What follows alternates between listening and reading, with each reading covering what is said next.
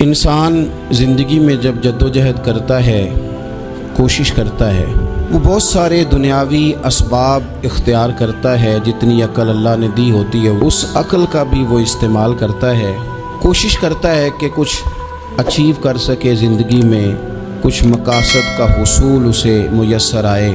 عزیز بھائیوں، ایک بات اپنے ذہن میں اچھی طرح بٹھا لیں اور لکھ لیں کہ زندگی میں جو کسی بندے کو کامیابی حاصل ہوتی ہے وہ رب تعالیٰ کی مدد سے حاصل ہوتی ہے۔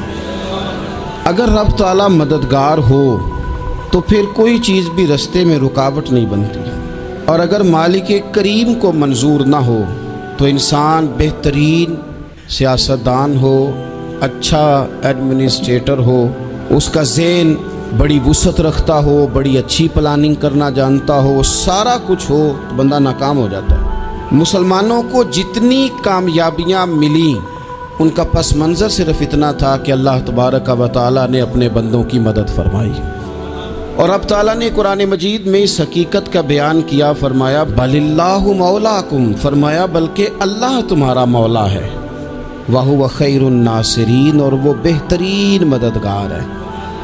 وہ جو رب تمہارا مولا ہے وہ بہترین مددگار ہے، اور اگر وہ مدد کرے تمہاری، سورہ آل عمران میں آگے جا کے ارشاد فرمایا اگر اللہ مدد کرے تو پھر تم پر کوئی غالب نہیں آ سکتا، اور اگر وہ تمہاری مدد چھوڑ دے تو پھر کوئی تمہاری مدد کر سکتا، کوئی مدد نہیں کر سکتا۔ بدر کی جنگ بھی اور فتح مکہ بھی رمضان المبارک میں ہوا ہے۔ میں دونوں پر غور کر رہا تھا تو ایک نیا مضمون میرے ذہن میں آنے لگا۔ بدر کی جو جنگ ہے اس میں بھی ایک عجیب انقلاب آیا ہے کہ 313 نے 1000 سے مقابلہ کیا، اور جن 1000 سے مقابلہ کیا وہ اسلحے سے لیس تھے، اور یہ جو 313 ہیں ان کے پاس 6 زرہیں، 8 تلواریں، چند گھوڑے، لیکن اللہ نے کامیابی دی تو خود رب نے بیان کیا کس طرح دی، فرمایا وَلَقَدْ نَصَرَكُمُ اللَّهُ بِبَدْرٍ وَأَنْتُمْ أَذِلَّةٌ۔ وہ کامیابی اس طرح ملی ہے کہ رب نے تمہاری مدد کی تھی، تم تو کمزور تھے، اللہ نے بدر میں تمہاری مدد کی، تم جیت گئے۔ وَلَقَدْ نَصَرَكُمُ اللَّهُ بِبَدْرٍ وَأَنْتُمْ أَذِلَّةٌ، اللہ نے بدر میں تمہاری مدد کی، تم تو کمزور تھے۔ پھر فتح مکہ نصیب ہوئی تو اس میں بھی بہترین منصوبہ بندی نبی پاک علیہ السلام نے فرمائی، بہترین حکمت عملی حضور نے اپنائی، لیکن ہمیں جو اللہ رسول نے بات سمجھائی وہ کیا ہے؟ اذا جاء نصر اللہ والفتح، فرمایا جب اللہ کی مدد آئی اور فتح نصیب ہو گئی۔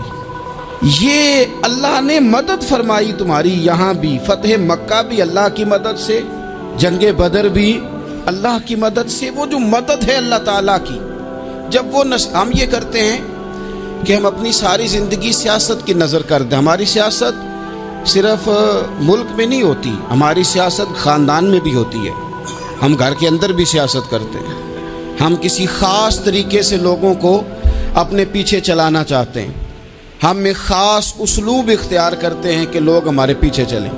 اس کا نقصان ہمیں یہ ہوتا ہے کہ سیاست جو ہوتی ہے یہ شطرنج کے ہیر پھیر کی طرح ہوتی ہے، تو اس کے راز بڑی جلدی کھلنے لگ جاتے ہیں، پتہ چل جاتا ہے کہ بندہ مخلص نہیں تھا، سیاست کر رہا تھا، طریقے سلیقے سے اس نے جوڑ کے رکھا ہوا تھا۔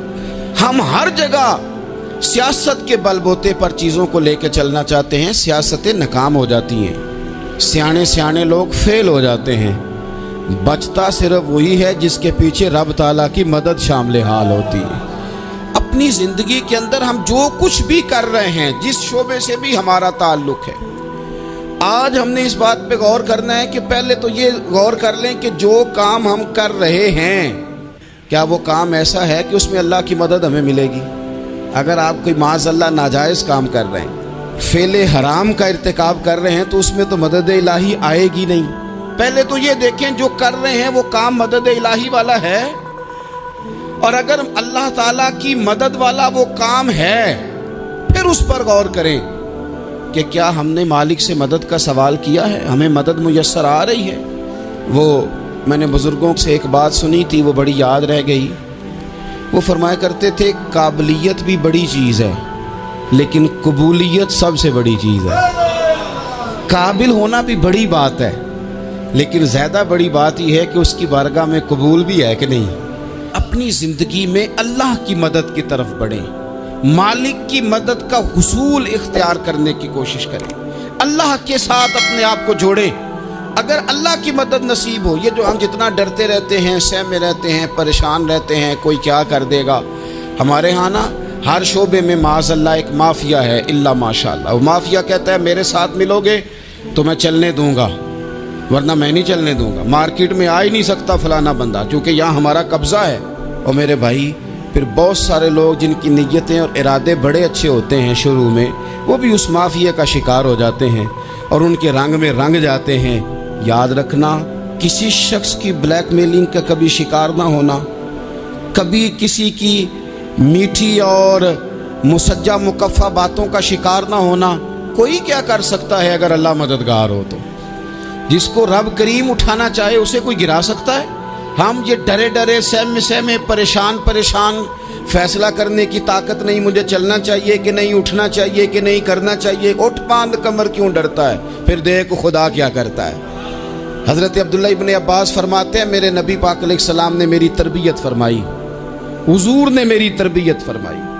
और महबूब पाक अलैहिस्सलाम ने फरमाया, अब्दुल्ला याद रखना, ये नौजवान दोस्त मेरी बात लिख लें, परेशान लोग मेरी बात लिख लें, जिनके पास कुव्वत फैसला नहीं वो इस बात को लिख लें। हज़रत अब्दुल्ला इब्न अब्बास फरमाते हैं, मेरे नबी पाक अलैहिस्सलाम ने मुझसे फरमाया था, अब्दुल्ला सुन, अगर सारी दुनिया मिल के तेरा कोई नफ़ा करना चाहे, कर नहीं सकती जब तक मेरे रब की रज़ा ना हो। और फरमाया सारी दुनिया मिल के तेरा कुछ बिगाड़ना चाहे तो अब्दुल्ला बिगाड़ नहीं सकती जब तक रब करीम की हिकमत का तकाजा ना हो। लोगों से डरना, लोगों की तरफ देखना, माहौल देख के अपने राह का तयन करना, हर बंदे के ख्यालात के मुताबिक ढलने की कोशिश करना, फलाना ना नाराज हो जाए, फलाना ना नाराज हो जाए, वो जिसने होना हो जाए, बस रब रसूल नाराज ना हो। अपनी जिंदगी में अपने मालिक को मौला जान के, बलिल्लाहु मौलाकुम, अल्लाह तुम्हारा मौला है, वहुवा खैरुन नासिरीन, वो बेहतरीन मददगार है। तवज्जो जब भी करें रब की जानिब करें, अपने दिल का किबला दुरुस्त रखें, सोचों के जाविये सीधे रखें। मेरे भाई, मालिक जब बंदोबस्त कर देना, जब मालिक बंदोबस्त करते फिर ऐसा बंदोबस्त करता है कि लोगों के पास ना चारा नहीं रहता। हज़रत मरियम रज़ियल्लाहु ताला अन्हा पाकबाज थी, मस्जिद में रही थी, पर मालिक की हिकमत के तकाजे बड़े अजीब है ना। फिर जनाब मरियम को अल्लाह ताला ने बग़ैर शौहर के औलाद अता कर दी। ये बात ही ऐसी थी, वो किसी ने कहा था कि मखलूक तो फनकार है इस दर्जा के पल भर में, संगे दरे काबा से भी असनाम तराशे, तुम कौन हो क्या चीज़ है दागे कबाबी। लोगों ने तो मरियम पे भी इल्ज़ाम तराशे। तो लोगों ने कहा किधर से ले आई बच्चा, तेरा बाप तो ऐसा नहीं था, कहाँ से ले आई?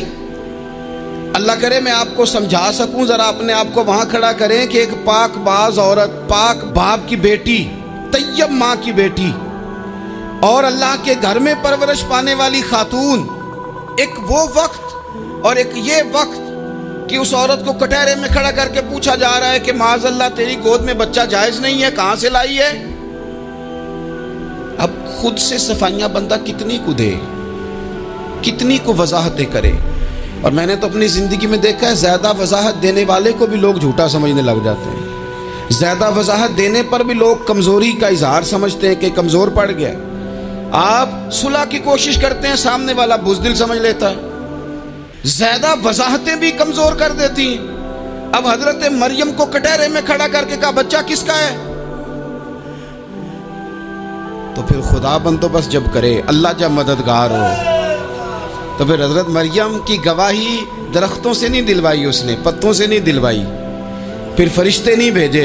हज़रत मरियम कहने लगी मुझसे ना पूछो, वो जो पंघूड़े में है उसी से पूछ लो, उनसे पूछो ना, वो कौन है पूछ लो, उनसे कर लो सवाल। उन्होंने कहा पंघूड़े में चंद दिनों का बच्चा, ये जवाब देगा? मददगार था रब। उनकी बरात का ऐलान करना था मालिक ने, और जब मालिक ऐलान कर दे, जब मालिक तेरी सफाई देना चाहे, जब मालिक तुझे दुनिया के सामने निखारना चाहे, تو पंगूड़े में लेटे हजरत ईसा बोल के कहने लगे इन्नी अब्दुल्लाह आतानी अल किताबा, फरमाया मैं अल्लाह का बंदा हूँ, रब ने मुझे किताब अता करके नबी बना के दुनिया में भेजा है। मैं अल्लाह का बंदा हूँ, किताब लेके आया हूँ, नबी बन के आया हूँ। फिर पंगूड़े से ऐलान हो गया, फिर बच्चा बोल पड़ा। और ये एक दफ़ा नहीं बात हुई, ये बनी इसराइल में एक जुरैज नाम के शख्स भी थे जो नमाज पढ़ रहे थे। बाज़ ने लिखा है नफल नमाज थी, अम्मा ने पुकारा तो आए नहीं, तो माँ के मुंह से निकल गया तू इतनी देर तक मरेगा नहीं जब तक किसी बेहया औरत का मुंह ना देख ले। तो वो इबादत गुजार थे, लेकिन लोगों ने उनकी इबादत, रियाजत, परहेजगारी को नहीं देखा। बस एक औरत को भेज के इल्ज़ाम लगवा दिया। वो औरत आया जाया करती थी, अब आ जाती हैं औरतें, मसला पूछने की नीयत से भी आ जाती हैं। माहौल में कुछ जगह ऐसी भी हैं जहाँ औरतें दम कराने के बहाने आ जाती हैं। वो खातून आती जाती थी उस खानकाह पे, आस्ताने पे, ये बुखारी में मौजूद है। फिर उसने कहा मेरी गोद में जो बच्चा है ये इन्हीं का है। मुझे बताएं कैसे बंदा वजाहत दे। हालात ख़राब हो गए, लोग कुटिया जलाने लगे, माहौल और तरह का बन गया। मेरे नबी पाक अलैहिस्सलातु वस्सलाम फरमाते हैं फिर उस रब के बंदे ने कहा मालिक तू करीम है, तेरी मशीयत का तकाजा आया जो मेरी माँ ने जुमले बोले थे, पर अब मैं वजाहत देने के काबिल नहीं रहा, अब तू ही करम करेगा तो दरवाज़ा खुलेगा। तो वो चंद दिनों का बच्चा पंगूड़े में बोल के कहने लगा मैं इस दरवेश का नहीं, मैं तो फलाने चरवाहे का बच्चा हूँ, वो जो बकरियाँ चराता है। रब की मदद को पुकारें, अपने साथ अपने मालिक की मदद को शामिल करें, थोड़े रिस्क पर भी गुजारा अच्छा होने लग जाएगा। सारे लोग आपको गिराने की तदबीरें कर रहे होंगे और मालिक आपको इज्जतें अता फरमा देगा, उसकी बारगाह से हिकमत का तकाजा और हो जाएगा। हमने सारी जिंदगी लोगों को राजी करने में गुजार दी, सारी जिंदगी बुढ़ापा आ गया बच्चों को पालते, और बच्चों ने आखिरी उम्र में कह दिया अब्बा अगर कोई ढब का काम कर लेते तो आज हमारे दिन भी फिर न जाते। सारी जिंदगी गुजार दी बहन भाइयों को राजी करने में, सारी जिंदगी गुजार दी जिम्मेदारियां उठाने में। उनको 99 दफ़ा दिया, एक दफ़ा नहीं दिया तो उन्होंने कह दिया तूने तो कभी दिया ही नहीं, तू था ही नहीं। सारी जिंदगी मोहल्लेदारों, इलाके वालों को राजी करने में गुजार दी। और मैंने ऐसे लोग भी देखे दीन के लिए वक्त गुजारा, लेकिन जब बुढ़ापे में दांत काम न करते थे तो वक्त के मुफ्तियों को भी मस्जिदों की कमेटियों ने कह दिया अब आपकी समझ नहीं आती, हमने खतीब को यौर रखना है, न देखो दुनिया की तरफ, दुनिया रुला देती है, न राजी करो बंदों को, बंदे थका देते हैं, न पीछे भागो हर वक्त दुनियादारों के, ये इंसान को कमज़ोर कर देते हैं। वो तो करीम ही बड़ा है, 2 आंसू ज़मीन पर बाद में गिरते हैं, बंदे के गुनाह सारे पहले माफ़ फरमा देता है। अल्लाह की मदद का हुसूल, अपने मालिक की मदद की तरफ बढ़ना, आपको बदर की जंग भी यही दरस देगी, आपको ओहद का मैदान भी यही सबक देगा, फतेह मक्का भी यही सबक देगा। मेरे दोस्तों, जब रब मदद फरमाए, जब अल्लाह मददगार बने। दोस्तों से एक बात अक्सर करता हूँ, मैं कहता हूँ कि जितने दर्द से आप अमीर को अपनी कहानी सुनाते हैं ना, और जिस तरह आपके आंसू बात करने से पहले गिर जाते हैं कि गरीब हैं, बच्चियां हैं, कारोबार नहीं, ओ मेरे संगियो, इससे आधे आंसू अपने रब की बारगाह में बखेरो, उसके हुजूर अर्ज गुजार हो जाओ, उससे तलब करो। एक वक्त इंसान पर जिंदगी में ऐसा आता है कि उसे यूं महसूस होता है कि मेरा साया भी जरा सा पीछे हट गया है, उसे यूं लगता है कि मैं किसी सहारे पे हाथ डालता हूं तो वो भाग जाता है मुझसे। लेकिन मालिक की बारगाह ऐसी अजीम बारगाह है, रब रसूल के आस्ताने इतने बड़े हैं कि आप जब वहाँ कशकोले तलब दराज करते हैं तो झोली फैलाने में देर लगती है, उनको भरने में तो कोई देर नहीं लगती। हमने अपना सोच का किबला ही दुनिया को बना लिया है। ये जो अल्लाह वालों की मदद है ये तो है नहीं, अल्लाह ही की मदद है। लेकिन ये जो सेठों की तरफ तवज्जो करना, नवाबों की तरफ तवज्जो करना, दुनियादारों की तरफ तवज्जो करना और अपना मिजाज इस तरह का बना लेना, यारो गर्दन को झुका देता है खैरात का पत्थर, जहां में मांगने वालों के सर कभी ऊंचे नहीं होते। اور اقبال کہتے ہیں غیرت ہے بڑی چیز جہان تگ و دو میں، پہناتی ہے یہ فقر کو تاج سردارا۔ میں عرض کروں گا کہ اپنی آپ جب توجہ کا قبلہ اللہ رسول کو بنائیں گے تو رب فرماتے وَيَرْزُقْهُ مِنْ حَيْثُ لَا يَحْتَسِبُ، میں نہ تجھے وہاں سے رزق دوں گا جہاں سے کبھی تیرا گمان بھی نہیں کیا ہوگا، یہاں سے بھی مل سکتا ہے، تو نے سوچا بھی نہیں ہوگا۔ بخاری شریف میں حدیث ہے، حضرت جابر ابن عبداللہ فرماتے ہیں نبی پاک صلی اللہ علیہ وسلم نے نا 300 لوگوں کا ایک لشکر روانہ کیا کسی مہم کے لیے، کسی جہاد کے لیے۔ حضرت ابو عبیدہ بن جراح رضی اللہ تعالیٰ عنہ امیر لشکر تھے۔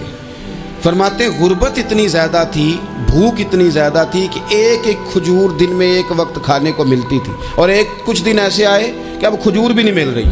فرماتے اتنی زیادہ بھوک لگی مجاہدین کو 300 بندہ پتے کھا کے گزارا ہونے لگ گیا۔ یہ بخاری میں موجود ہے۔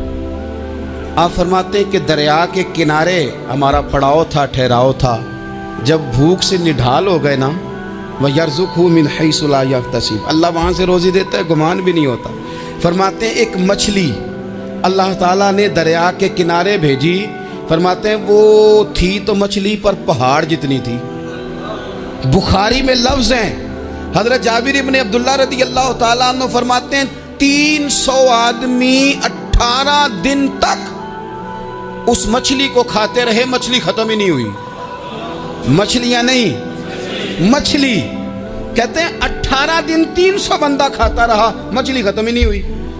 اور فرماتے ہیں کہ اس کی ہڈی نکال کے، کانٹا کہیں گے آپ اپنی زبان میں، کہتے ہیں وہ نکال کے نا تو اس کو کھڑا کیا نا جب، تو اونٹ کجاوے سمیت اس کے بیچ سے گزر جاتا تھا، 2 اس کے کانٹے جوڑے۔ فرماتے ہیں وہ اس کا گوشت ہم کھاتے تھے اور اس کی چربی بطور تیل کے ہم جسموں پہ ملتے تھے، بیماروں کو اس سے سکون آتا تھا، تندرستی شفا ہوتی تھی۔ فرماتے ہیں ہم کھایا بھی ہم نے، اور کچھ لے کے ہم مدینے بھی گئے، اور قربان جائیں نبی پاک نے بھی اس میں سے کھایا۔ ہم نے عرض کی حضور یہ معمہ کیا ہے، یہ ماجرا کیا ہے؟ تو محبوب نے فرمایا تمہارے پاس غذا نہیں تھی، رب نے تمہارے لیے بندوبست کیا ہے، اللہ نے تمہیں دیا ہے۔ مکان شروع کر لیا، ایک صاحب نے وہ مکان بنانے لگے، آپ وہ حساب لگا رہے ہیں، کہتے ہیں میرے پاس اتنے پیسے ہیں، اتنے میں نے فلانے دوست سے کہنا ہے اس نے دے دینے، اتنے فلانے رشتہ دار سے کہنا ہے اس نے دے دینے، اتنے فلانے سے کہنا ہے اس نے دے دینے۔ یہ ساری کاپی بنا کے مکان شروع کر لیا۔ جو روز کہتا تھا نا کوئی حکم ہو جاتے دسی، سب سے پہلے اس کو کہا میاں پیسے چاہیے، وہ کہندا ہو کل ہی منڈا ٹوریا ہے، کہتے تو پرسوں 10 داتے لب جانے سن۔ میں آپ کو اپنے تجربے کی بات بتا رہا ہوں۔ جن لوگوں کا خیال ہوتا ہے نا کہ آپ سٹارٹ کریں فلانا کام، ہم آپ کے ساتھ ہیں، اللہ کا ہی کوئی نظام ہے، وہ بالکل بھی نہیں ساتھ ہوتے۔ لیکن ایسا نہیں ہے کہ کوئی ساتھ نہیں ہوتا، اللہ تعالیٰ بڑے اسباب پیدا کرتا ہے، وہاں سے دیتا ہے جہاں سے گمان بھی۔ ہمارا یہ ذہن بن جاتا ہے ہم ساری اپنے حساب سے چلتے ہیں، اتنے رشتہ داروں سے، اتنے کون آپ کے ساتھ چلے گا، سوال ہی نہیں پیدا ہوتا۔ یہ سارے کام چھوڑ کے سب سے پہلے 2 رکعتیں پڑھو، اپنے رب کی بارگاہ میں، رسول کائنات کی بارگاہ میں گزارشات اور استغاثے پیش کرو، وہاں سے خیر طلب کرو۔ دنیا دار کیا دیں گے، کیا دے سکتے ہیں، کیا حیثیت ہوتی ہے کسی، اللہ کہتا ہے وہاں سے دوں گا۔ تو جو اللہ مال دے وہ لینا چاہیے کہ رشتہ داروں کا مال دیکھنا چاہیے؟ جو اللہ دے وہ لینا چاہیے کہ سیٹھوں نوابوں کی جیبیں دیکھنی چاہیے؟ جو اللہ دے وہ قبول کرنا چاہیے یا دیکھنا چاہیے کون سا آدمی کہاں پہنچ گیا؟ چھوڑو، اپنی مٹی پہ چلنے کا سلیقہ سیکھو۔ کسی کے سنگ مرمر پہ چلو گے تو پھسل جاؤ گے، پھسل جاؤ۔ اس پر ایک اور بات عرض کر دوں، صحیح بخاری سے، مسلم سے ایک اور بات۔ کچھ چیزیں ایسی ہیں جن سے اللہ کی مدد آتی ہے، مدد ملتی ہے۔ ایک چیز ان میں سے ایسی ہے جس سے بہت مدد نازل ہوتی ہے، وہ ہے کہ جب رب آپ کو دے نا تو پھر آپ بھی اس کے رستے میں دیں، پھر مدد آتی ہے، پھر اور آتا ہے۔ بخاری مسلم میں حدیث ہے، یہ زیادہ ہی توجہ طلب امر ہے، اس پر آپ غور کریں گے۔ حضرت ابو ہریرہ فرماتے ہیں کہ نبی پاک علیہ السلام نے فرمایا ایک شخص نے بادلوں کے اندر سے آواز سنی کہ فلاں آدمی کا کھیت اور باغ خشک ہو گیا ہے، وہاں برسو اور اس کے کھیت کو سیراب کرو۔ وہ بڑا حیران ہوا کہ بادل سے آواز آ رہی۔ پھر اس نے دیکھا کہ ایک پہاڑی پر بارش ہوئی، وہ بادل وہاں برسا، پھر نالیوں سے ہوتا ہوا پانی ایک طرف چلا تو جس نے آواز سنی تھی حضور بیان کر رہے ہیں، وہ بھی پیچھے پیچھے چلا کہ پانی کدھر جا رہا ہے۔ اس نے جا کے دیکھا کہ ایک مقام پہ ایک باغ کو وہ پانی لگ رہا ہے اور ایک آدمی وہ پانی لگا رہا ہے۔ اس نے اس سے پوچھا تیرا نام کیا ہے؟ اس نے کہا کیوں؟ کہنے لگا بتا نا۔ اس نے نام بتایا تو کہنے لگا یہی تو وہ نام ہے جو میں نے بادلوں کے اندر سے سنا ہے کہ فلاں کے کھیت کو پانی دے دو۔ اس نے کہا یار تو کیا عمل کرتا ہے کہ اسپیشل تیرے لیے بارش برسے؟ یہ بخاری پڑھ رہا ہوں، سیاستہ سے حدیث عرض کر رہا ہوں۔ اس سے پوچھا تو کیا کام کرتا ہے کہ جناب اللہ تبارک و تعالیٰ کا حکم کرم آیا کہ خاص تیرے لیے پانی برسے اور تیرے کھیت کو سیراب کرے؟ تو اس نے کہا چھوٹا ذمہ دار ہوں، پر جب فصل اگتی ہے تو 3 حصے کرتا ہوں۔ ایک حصہ اپنے بال بچوں پہ، بہن بھائیوں پہ خرچ کرتا ہوں، ایک حصہ پورا، اور ایک حصہ دوبارہ کاشتکاری پہ لگاتا ہوں، اور تیسرا حصہ خالص میں نے مسکینوں، یتیموں اور غریبوں کے لیے رکھا ہوا ہے۔ وہ جو تیسرا حصہ اللہ کرے آپ سمجھیں، وہ رب کے بندوں پہ تیسرا حصہ خرچ کرتا ہے نا، تو کریم مالک نے فرمایا جہاں سے غریب کا حصہ جاتا ہے وہ کھیت خشک نہیں رہنا چاہیے، وہ جہاں سے مسکین روٹی کھاتے ہیں وہ خشک نہ رہے، جہاں سے یتیموں کو کچھ آتا ہے کہیں اس کی فصل رہ نہ جائے۔ میں اور آپ بھی اگر اپنے مال میں مسکینوں، یتیموں، غریبوں کے حصے رکھ لیں گے تو فصلیں خشک نہیں رہیں گی، ان کے اندر تازگی آئے گی، نور آئے گا، کرم آئے گا، خاص کر خدا کی رحمت برسے گی۔ مدد اللہ سے چاہیں، اپنی توجہات کا مرکز رب رسول کی ذات کو بنائیں، پھر آپ محسوس کریں گے کہ بڑی جلدی اللہ تعالیٰ کی مدد آنے لگی ہے۔ کبھی آپ صرف کہہ دیں نا میرا رب میرے ساتھ ہے، اس لفظ میں اتنی طاقت ہے کہ دشمن ویسے زہر ہو جاتا ہے۔ زندگی میں کسی سے بھی لڑائی ہو، اچھی طرح سوچ لیں کہ اللہ اس طرف ہے یا اس طرف ہے۔ اگر آپ زیادتی پہ ہیں تو پھر رب مظلوم کی جانب ہے۔ اگر اللہ کی مدد آپ کے ساتھ ہے تو دنیا کی کوئی طاقت آپ کو گرا نہیں سکتی، اور اگر آپ مظلوم کے مقابلے میں ظالم بن کے آپ کھڑے ہو گئے ہیں اور آپ نے رویہ وہ اختیار کیا ہے کہ جس میں مدد نہیں آئے گی، تو پھر یاد رکھ لیں کہ آپ کوئی بھی ہیں، کہاں بھی ہیں، آپ کمزور ہیں۔ طاقتور تھے ابتدائے اسلام میں، ظاہری طاقت تھی کفار مکہ کے پاس، وہ ڈنڈوں سے مارتے تھے غریبوں کو، ان کے ہاتھوں میں ڈنڈے تھے، پر خدائی طاقت ان مظلوموں کے ساتھ تھی۔ صاحب زرقانی نے لکھا ہے حضرت زنیرہ رضی اللہ تعالیٰ عنہ ایک لونڈی ہیں، غریب ہیں، ماڑے دا کی کام محمد نس جانا یا رونا، غریب سادی بی بی اور لونڈی کنیزہ، ایک مشرک کی کنیزہ تھی، انہوں نے کلمہ پڑھ لیا، وہ ڈنڈوں سے مارتا، دروں سے مارتا، تکلیف دیتا۔ حضرت زنیرہ رضی اللہ تعالیٰ عنہ کو اتنا مارا، اتنا مارا۔